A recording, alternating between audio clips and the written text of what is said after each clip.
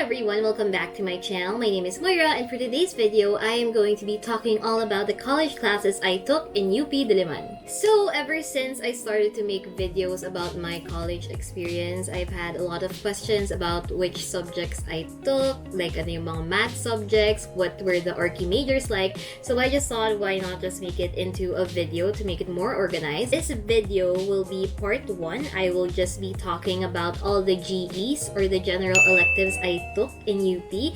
So this will be helpful to any UP student out there. And then part 2 will be out next week, which will be all about my Arki majors. So if you're new to this channel, hi, my name is Moira. I have a degree in architecture and I just graduated last 2019. So I went into the university back in 2014. So yun yung curriculum na sinunod ko. I'm not entirely sure if nag-iba na siya or mag-iiba in the coming years, but you know, makakatulong pa din to. It's still the same GEs. Okay, so this is how it's gonna go down. First disclaimer is that I am not going to be mentioning any of my professors' names. I may be talking about how they handled the class and my experience in that class, but I will not be name dropping because I'm not about that tea. And then I'm going to be discussing the subjects based on their requirements. So first up are all the subjects required to take by all UP students.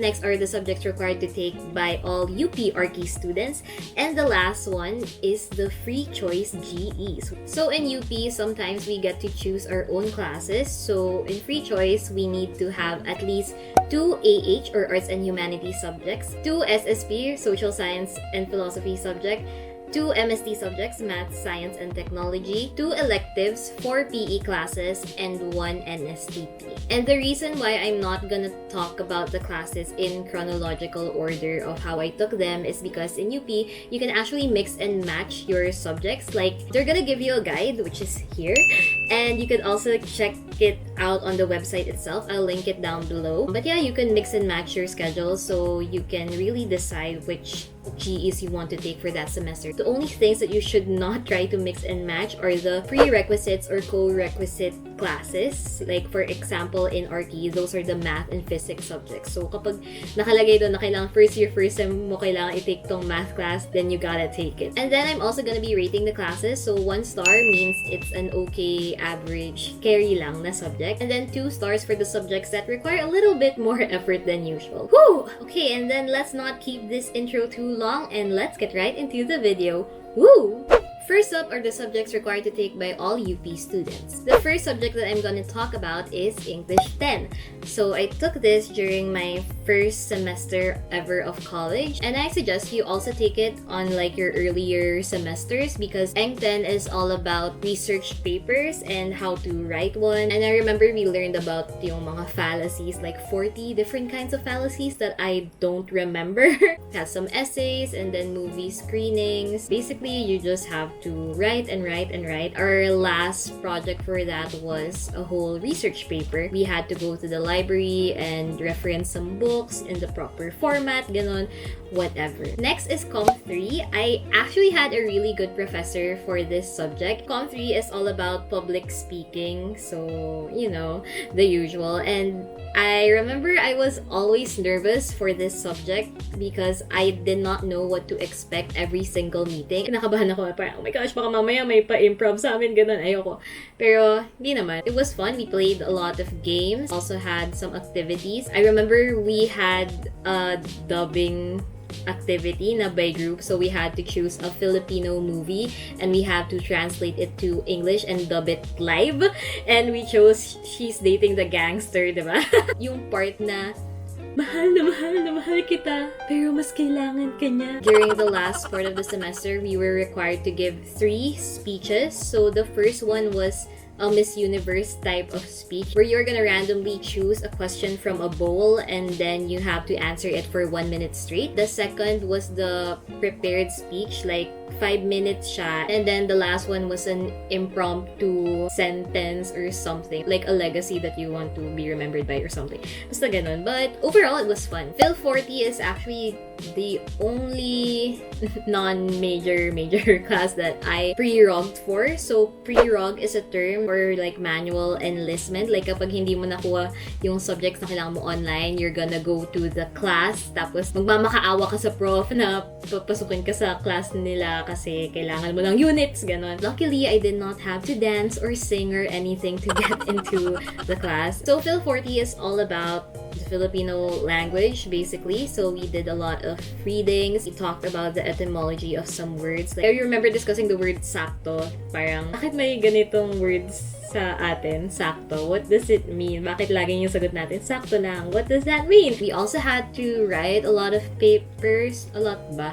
Hindi ko matandaan. Basta yung pinaka-last na project namin doon is like 10 pages na paper. Next is CAS 1, which is all about Philippine history. Now, for this subject, I kinda had like, hindi siya exactly terror na prof, pero alam mong matyaga siyang prof. What was cool about that class is that we were given like 5 activities for the whole semester. Tapos, by group siya or by partner, basta depende. And then, kung anong topic mapunta sa inyo, yun yung i-research mo, yun yung gagawan mo ng report or paper or something. So, lahat kami, iba-iba kami ng natututunan kahit nagaling kami sa iisang class lang. Kasi nga, iba-iba yung topics namin. We had like a report, we had papers, and then we also had a debate. And I think there was like a field trip or something, pero hindi ako pumunta. So, I had to do an extra credit stuff. Pero, sakto lang. Diba? Sakto lang. Next is Philo 1.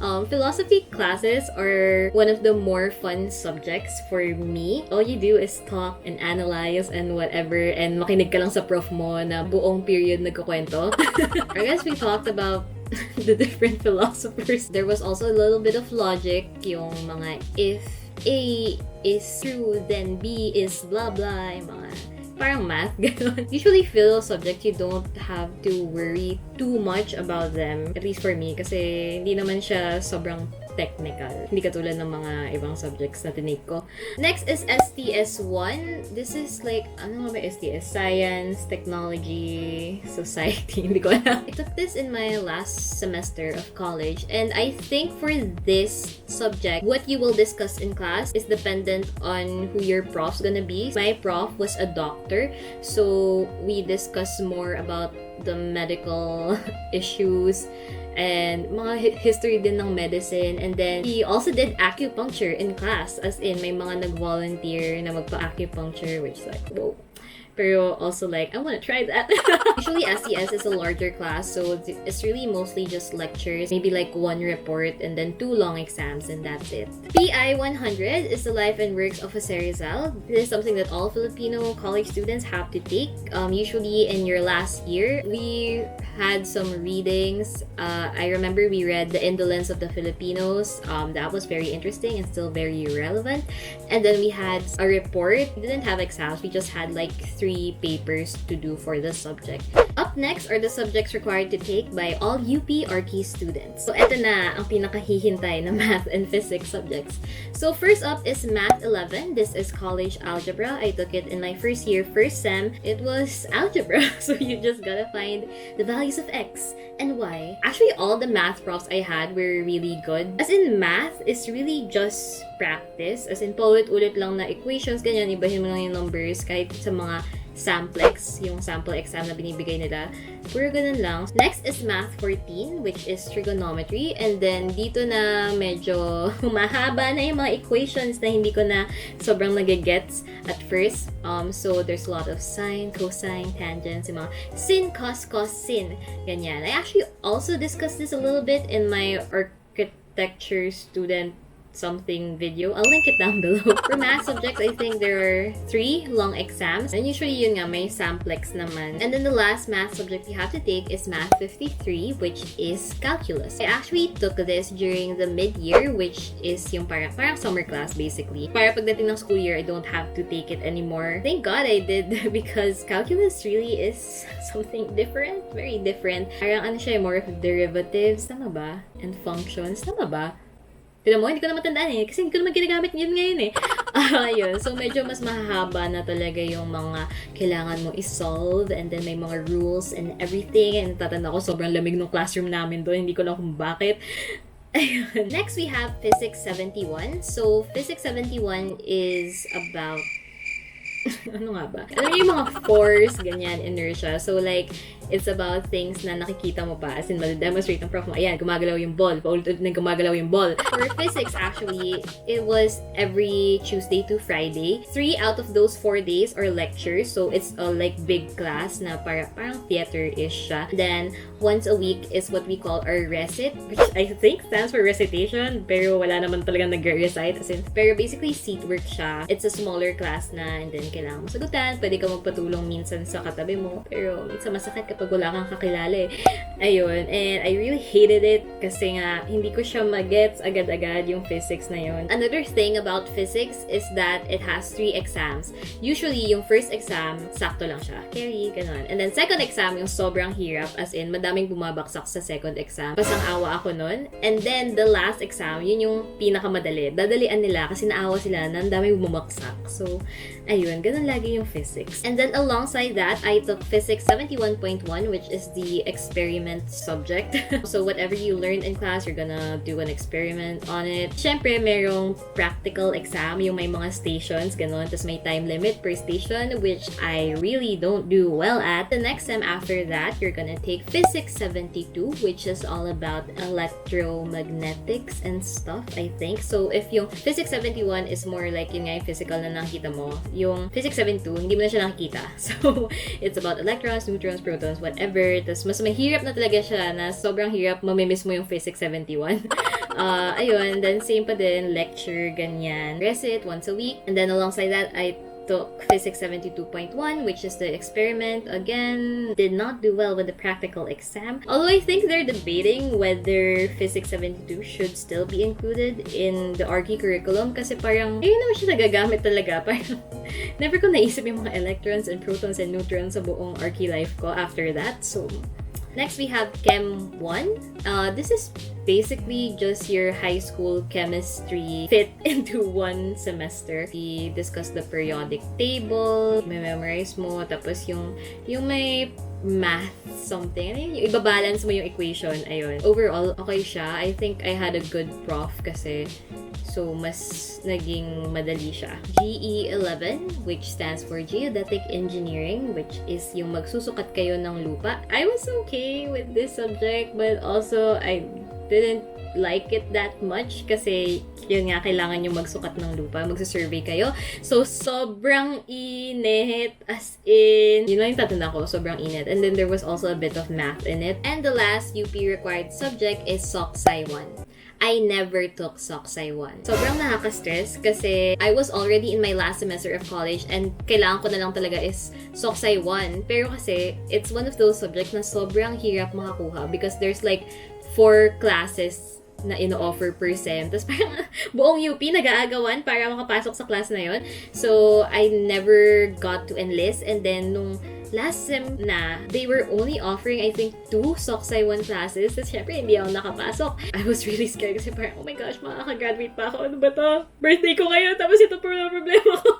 But the registration council said that I could just enlist for any SSP class kasi Soc Sci 1 is under SSP and that would be equivalent to Soc Sci 1 already. And thank God that I got LA1 during that sem, or landscape architecture, because LA is a super GE. So a super GE means that it can fall under the 3 domains of AH, SSP, and MST. And I was originally planning to take it as an MST subject, pero ginawa ko na lang siyang SSP, and then I just enlisted in another MST subject na thankfully nakakuha naman ako.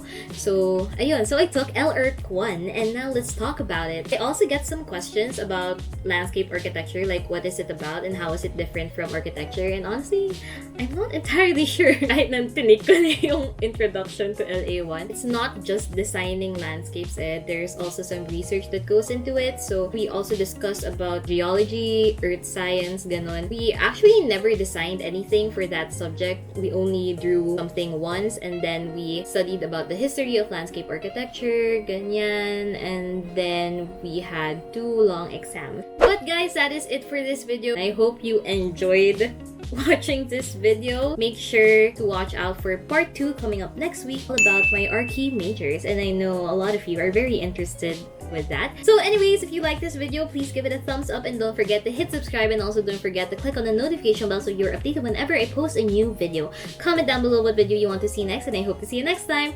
Bye!